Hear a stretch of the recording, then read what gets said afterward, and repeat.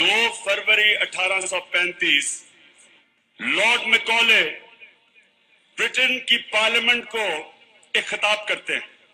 वो कहता है, मैं सारे हिंदुस्तान में फिरा हूं, ना मुझे कोई मांगने वाला मिला, बेगर मिला, ना मुझे कोई चोर मिला, और मैंने इतनी दौलत हिंदुस्तान में देखी है कि मैंने किसी और मुल्क में इतनी दौलत नहीं देखी।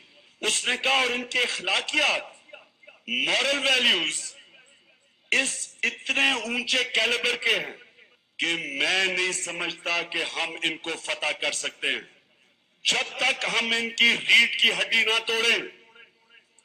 और वो रीढ़ की हड्डी क्या है? इनका ईमान और इनका कल्चर।